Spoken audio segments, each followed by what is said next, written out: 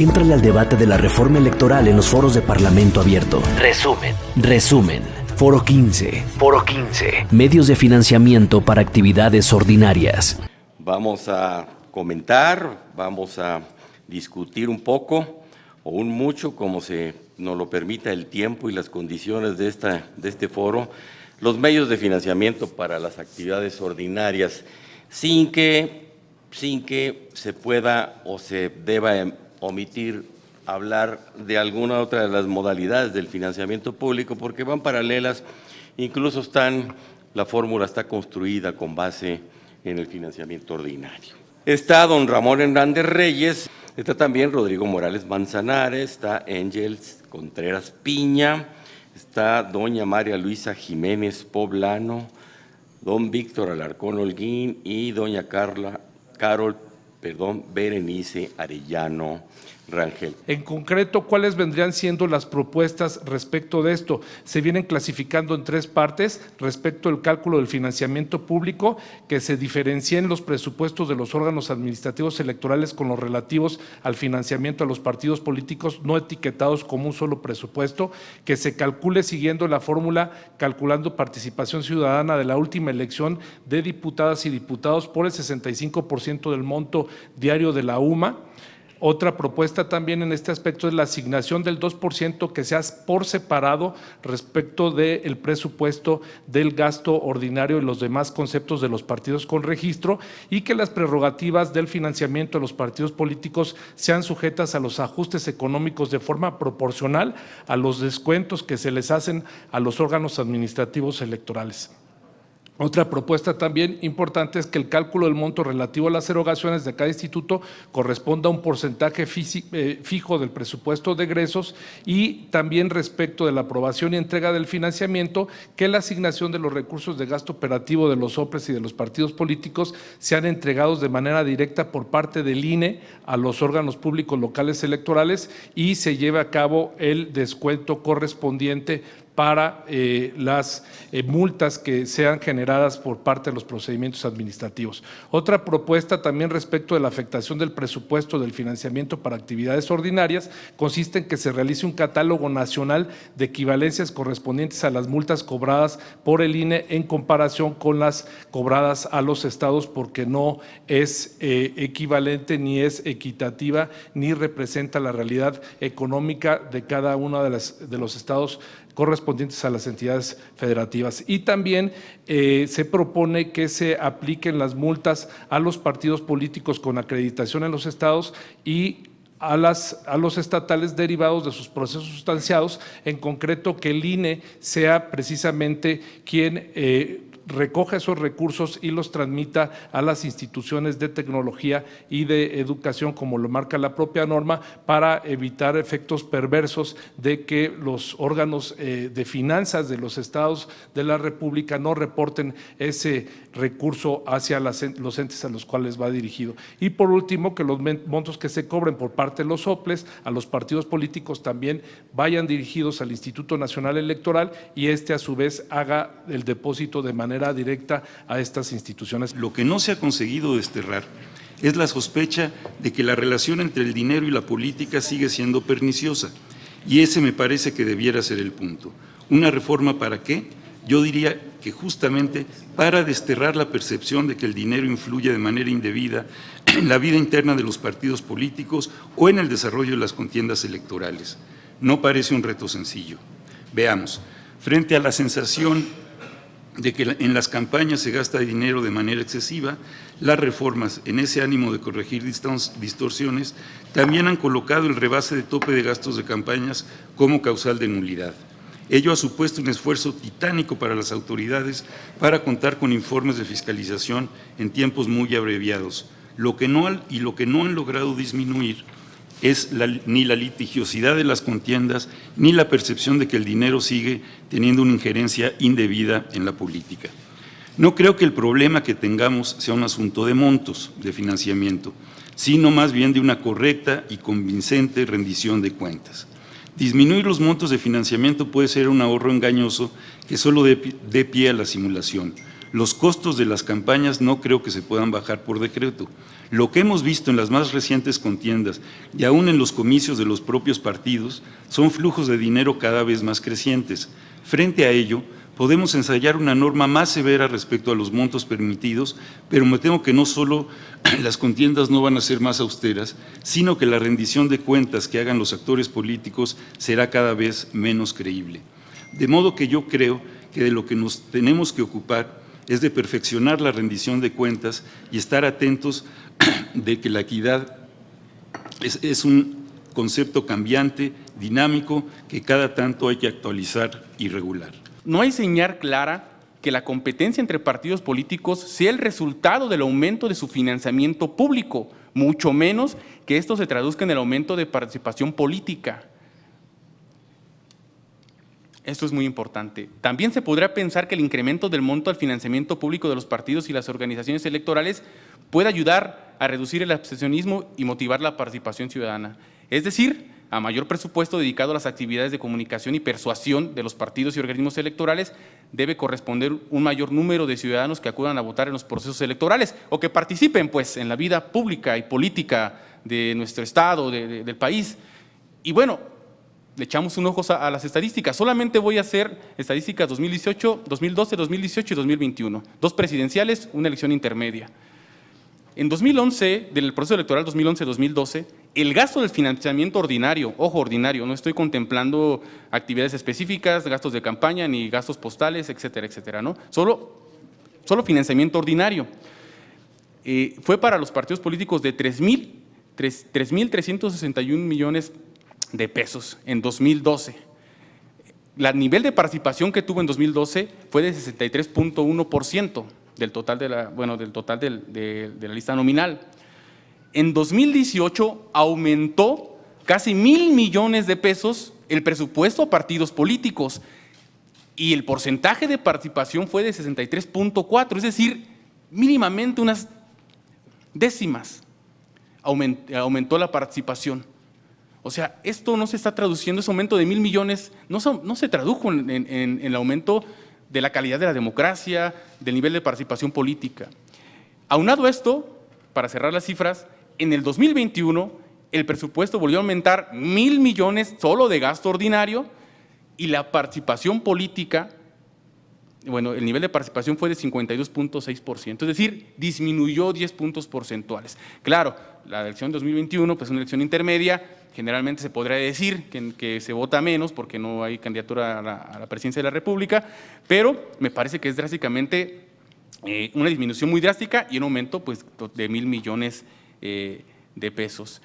Aunado a esto, el informe País en 2016 pues destacó que los partidos políticos son las instituciones que más desprestigiadas están. El importe del financiamiento público para los partidos políticos nacionales del 23 representa un aumento del 7% respecto del monto del 2022. Como se aprecia, este incremento ni siquiera se ajusta a los términos inflacionarios y va absolutamente en contra de la situación económica que vive y padecen la mayoría de las familias mexicanas. No obstante, a este monto todavía tendríamos que sumarle el recurso que se otorgará a nivel local. Por ejemplo, en el ejercicio 22 ascendió a 5,557 millones, el cual es muy similar que el monto nacional. Si bien se reconocen los beneficios del financiamiento público, su existencia para las actividades ordinarias crea controversias. Al paso de los años, este tipo de financiamiento permanentemente ha creado inconformidades entre la sociedad mexicana.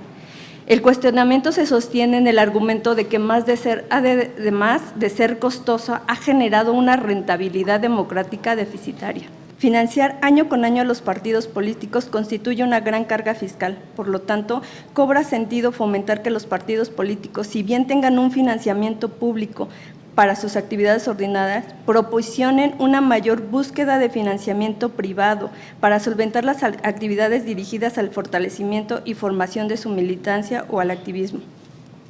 Una reforma al sistema de financiamiento público de los partidos políticos permitirá una reforma de diseño original de nuestro sistema electoral, que no solo representará un uso más eficiente de los recursos públicos, sino que volverá más dinámica y participativa la relación de los partidos con su militancia y con la sociedad en general.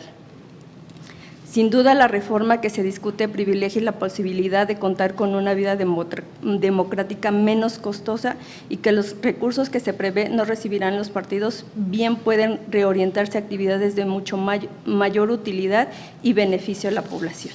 La función del financiamiento público está generada en el conjunto de actividades que han sido catalogadas en términos de no solamente las actividades específicas, que hoy las entendemos precisamente en términos de la educación, de la formación de cuadros, de la información que se debe dar al público, no solamente, insisto, por saber por quién votar, sino sobre cómo reflexionar en la vida pública. Esa es la gran diferencia de entender lo que un financiamiento público produce y hace más allá de la época electoral.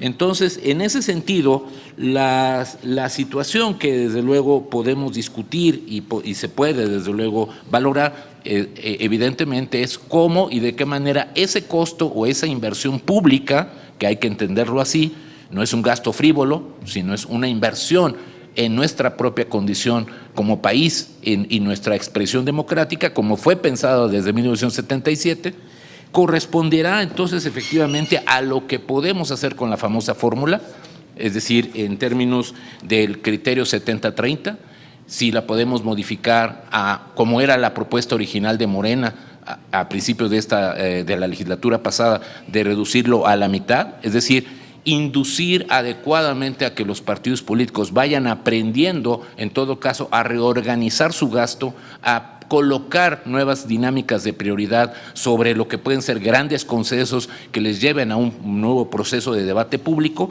para que de alguna manera entonces esas rutas, digamos, permitan que los partidos no pasen de la noche a la mañana a ser ahora botín del crimen organizado. Debilitar al sistema de partidos de un solo golpe, con una reducción a cero del financiamiento público fuera de las contiendas electorales, es entregar literalmente, y lo digo con toda su expresión, entregar a los partidos al crimen organizado o a cualquier otro tipo de poder fáctico que tenga las condiciones precisamente de corromper a la estructura de la clase política. Creo que es importante para mí que se conserve el financiamiento público para los partidos políticos en actividades ordinarias y no solamente en campañas electorales, principalmente por el tema de la identidad política. Cuando una persona se quiere afiliar, quiere ser militante de un partido político, es porque está con la idea de formar parte de una identidad política, de seguir unos estatutos, de seguir unos principios, de formar parte de un grupo de la sociedad.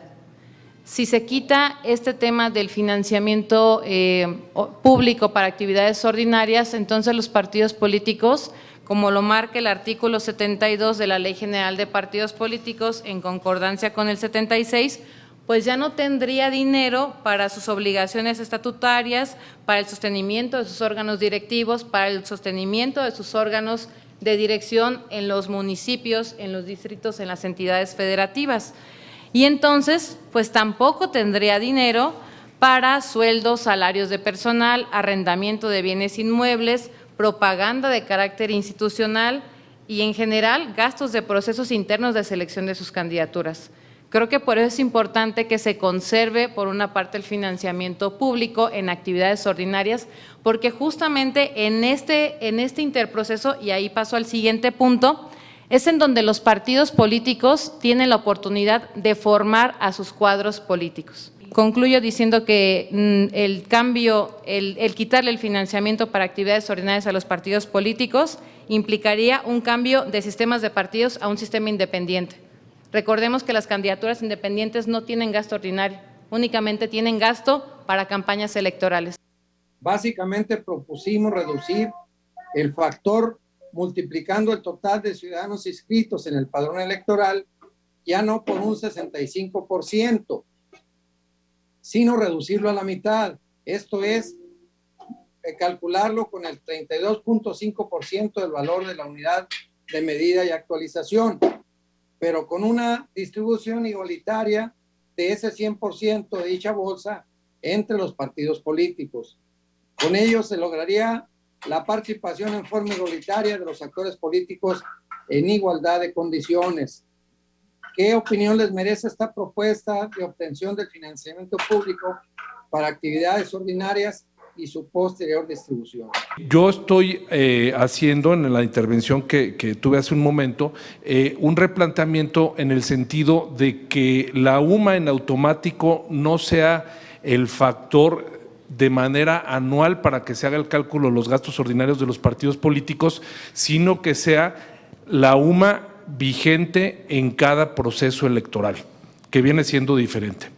Y también estoy planteando el cambio del padrón electoral, porque el padrón electoral, ya lo comentaban, siempre se va a incrementar anualmente, pero el padrón electoral es un cálculo con base a números que no representan la efectividad de participación ciudadana de las ciudadanas y ciudadanos en un proceso electoral. Yo considero viable la propuesta que hace la fracción del Partido del Trabajo porque va encaminada justamente con lo que comentaba mi compañero de mesa, Víctor Alarcón, de que fuera un cambio gradual, que no sea una desaparición total, sino que poco a poco vaya cambiando el sistema. La pregunta para el ponente Ángels Agustín Contreras es si le parece lógico que sigamos teniendo una franquicia postal de 17 millones y que se paguen cursos de 1.200.000 pesos en línea.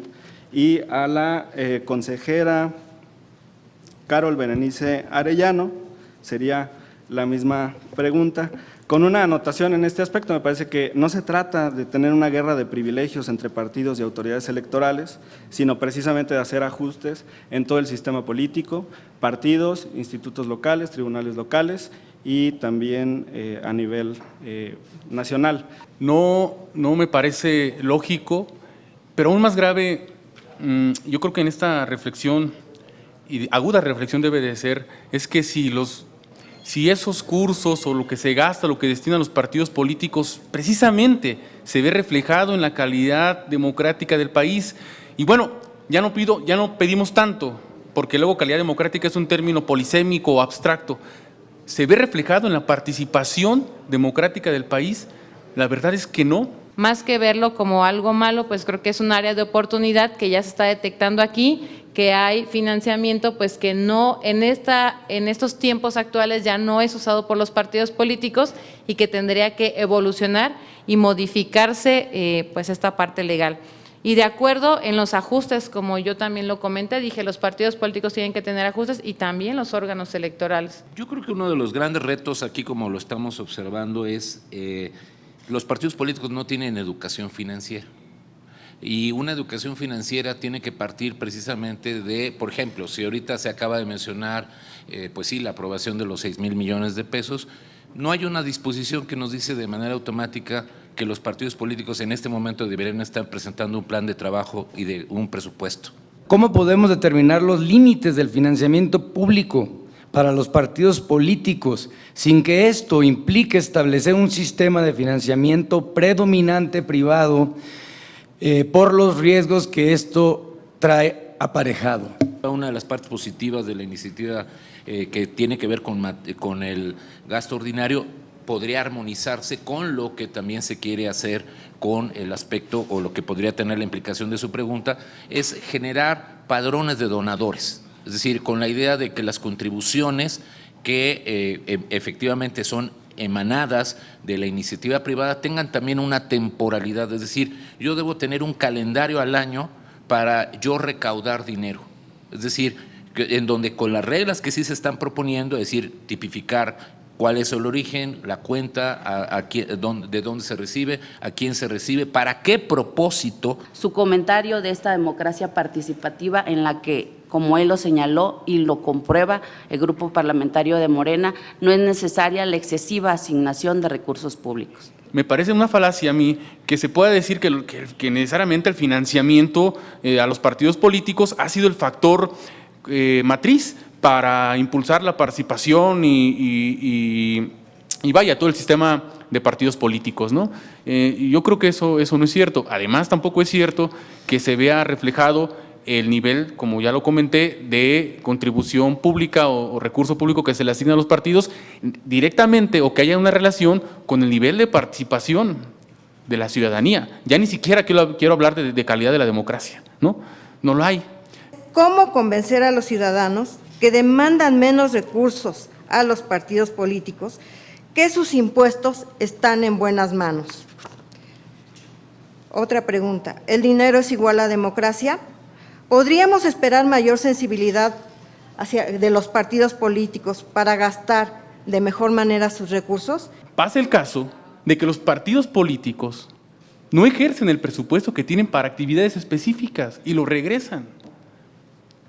O sea, si el problema es que se ocupa capacitación, difusión de la cultura democrática, etcétera, etcétera, etcétera, ¿cómo es posible que todavía ahora el dinero que no se gastan para lo que deberían gastarse, las actividades específicas, no se lo gastan y lo tienen que regresar? O sea, es el absurdo, ¿no? Y no, dinero, yo creo que el dinero no tendría que ver la democracia, pero bueno, también es claro que las democracias pues cuestan, eso pues tampoco lo vamos a negar, ¿no? Yo quisiera preguntarle si alguna vez han planteado la posibilidad de la reforma a la ley de radio y televisión, porque si es el Estado quien otorga la concesión a los medios informativos, ¿por qué no exigirles a cambio de esa concesión que se les otorga y que los convierte en multimillonarios, que en tiempo AAA le den a todos los partidos políticos de manera gratuita las intervenciones que tienen para lograr, como dice la maestra, que haya una mejor proyección hacia la comunidad respecto de la plataforma electoral? ¿Por qué le tienen tanto miedo al financiamiento privado? Ya hay candados bancarios bastante claros para el financiamiento privado, pero además ¿tendrían que pedirle a todos sus agremiados financiamiento privado, los partidos políticos? Me parece que esa parte sí se solucionó en términos de que hoy los partidos ya tienen derecho a los tiempos oficiales, ¿no? Y creo que esa parte, insisto, me parece que está resuelta. Creo que en efecto se puede explorar, y termino con esta idea de… No es tanto que, desde mi punto de vista, que se tenga miedo al financiamiento privado. Hay muchas cosas que podemos explorar, lo decía Víctor, cómo funcionan los aportes de privados en Estados Unidos, están perfectamente etiquetados, es decir, sí hay maneras en el mundo de que financiamiento privado no se vuelva necesariamente o fatalmente una zona de opacidad, ¿no? Yo creo que sí se pueden conjugar. El financiamiento público, yo considero, desde lo que me ha tocado vivir, que permite tener estructuras a los partidos justamente para dar atención a sus mismos representantes. Pero es ahí mi temor, en el que no se les pueda dar un acompañamiento más puntual. Si ustedes como partidos políticos consideran que se tienen que hacer donaciones como representantes populares, pues creo que ya queda en su cancha. En el estado de Michoacán incluso hay dictámenes de fiscalización que así dejan la constancia. Hubo gobiernos que les pedían a los servidores públicos que una parte de su nómina se destinara al partido. Esto se debe precisamente al origen que se tiene respecto del financiamiento. Cuando es un financiamiento público, es muy difícil, está blindado, es muy difícil el cuestionamiento respecto del origen que se tiene, pero cuando es un financiamiento privado sí genera muchos cuestionantes del origen y el lugar de donde se genera esto. ¿Consideran ustedes que es coherente o adecuado que los consejeros del INE no estén cumpliendo con el artículo 41 base quinta, apartado B de la Constitución? ¿Es correcto que el Consejo General del INE vulnere el artículo 41 base segunda de la Constitución? ¿Ustedes consideran que sí es necesaria esta reforma? Pues desde mi punto de vista considero que sí es pertinente la reforma electoral. Con respecto a lo que señalaba de los límites que está haciendo la autoridad, sin duda es un reto muy grande para la autoridad fiscalizadora esta nueva reforma. Sin embargo, con los límites, lo dice muy claro ese acuerdo que señala, ¿no? Los límites son para las aportaciones de militantes y de simpatizantes. En esta mesa hemos debatido respecto a las otras fuentes de financiamiento, que ya lo comentaba en mi exposición. Cada uno de los partidos políticos, al interior de sus estatutos, marca que pueden obtener financiamiento por otras vías. ¿Esto qué quiere decir? Que invariablemente de los límites que se pone por el instituto o por la autoridad fiscalizadora, pues cada uno de los partidos tiene la posibilidad de poder obtener mayor recurso. Diputado, solamente hacer una precisión y me parece que es importante lo que comenta respecto a que quisieron hacerle la devolución de las prerrogativas. No sé el caso concreto, tendría que conocerlo, pero comentarle, de hecho ya me imagino que tiene conocimiento sobre, bueno, el antecedente inmediato es Morena, ¿no?, que quiso regresar el recurso público, pero como ya el recurso era parte de su patrimonio, pues el INE no aceptó. Caso contrario, después, antes de que se le asignara el presupuesto, sí podía renunciar, ya había un mecanismo establecido. Desde luego que una reforma es plausible.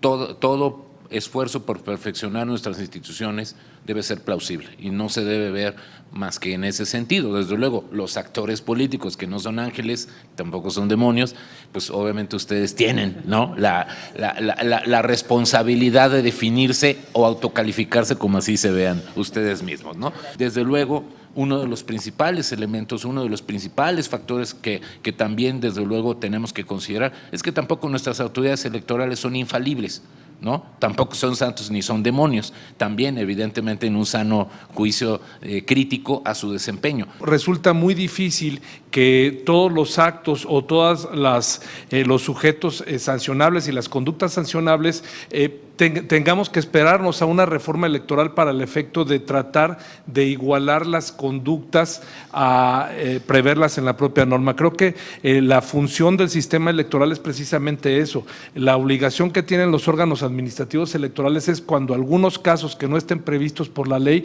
aplicar medidas en el sentido que sean correctivas o afirmativas y que potencialicen derechos humanos. Como él dijo que en el 2015 nosotros ya teníamos presupuesto, efectivamente, de acuerdo al acuerdo 901/2015 emitido por el Instituto Nacional Electoral, en el 2014-2015 Morena fue a elecciones con 26 millones de pesos para toda la República, mientras que el PAN, don Víctor, tuvo 257 millones y 306 millones del PRI, ambos, que ahora son una gran alianza, 563 millones de pesos contra 26 millones de pesos de Morena a nivel nacional. Lo que nosotros decimos, no es lo mismo hacer campaña en un bocho que en un Ferrari. Usted lo acaba de decir muy bien, muy bien. Nuestro sistema electoral tiene que ir a un contexto de mayor equidad. Creo que ahí estamos plenamente de acuerdo. Nuestro desempeño histórico es tratar de generar condiciones de equidad y, como lo hice en mi última intervención, vencer la desconfianza mutua de los partidos. Y ese ejemplo que usted acaba de decir es muy ilustrativo. Ahora, el elemento es cómo ir construyendo eso, precisamente porque llevamos 40 años de reforma electoral, 45. Entonces, los golpes de timón, las terapias de choque, pues pueden ser muy importantes y seguramente puede ser un gran remedio, pero también tenemos que estar conscientes de que el enfermo se nos puede colapsar. Cámara de Diputados, Legislatura de la Paridad, la Inclusión y la Diversidad.